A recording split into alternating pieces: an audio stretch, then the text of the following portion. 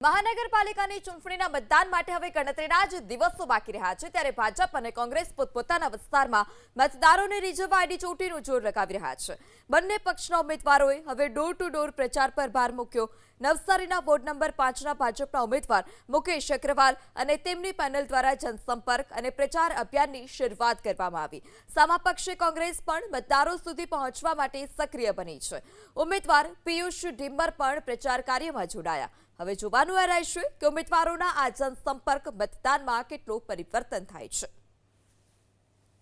ચૂંટણીનો જંગ જામ્યો છે અને મતદારો સુધી પહોંચવા માટે ઉમેદવારો ડોર ટુ ડોર પ્રચાર કરી રહ્યા છે। દ્રશ્યો સીધા બતાવવા માંગીશ। વોર્ડ નંબર 5ના ઉમેદવાર મુકેશ અગ્રવાલ અને એમની ટીમ અત્યારે એમના વિસ્તારમાં ડોર ટુ ડોર પ્રચાર કરી રહી છે અને મતદારો સુધી પોતાના કામોને લઈને મત માંગવા માટે ગઈ છે। ખાસ કરીને આ વિસ્તાર વોર્ડ નંબર 5માં લોકો સુધી પહોંચવા માટેના અત્યારે પ્રયાસો ચાલુ છે। આપણી સીધી વાત ઉમેદવાર સાથે કરીશું। મુકેશભાઈ, કયા મુદ્દાઓને લઈને જાઓ છો અને કેવો પ્રતિસાદ?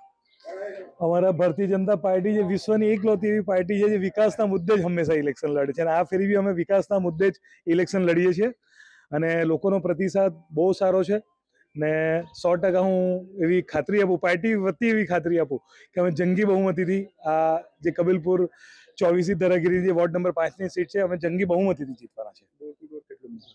ઘણું મહત્વ છે લોકો સાથે। લોકોને કદાચ કોઈ એક્સપેક્ટેશન એવી જ્યારે ડોર ટુ ડોર કરીએ ત્યારે જ ખબર પડે કે કદાચ નાની મોટી કંઈક એક્સપેક્ટેશન બાકી રહી ગઈ હોય તો અમે એમને પ્રોમિસ કરી શકીએ ને એક્સપેક્ટેશન પૂરી કરી શકીએ। એટલે ડોર ટુ ડોરનું તો ઘણું મહત્વ છે।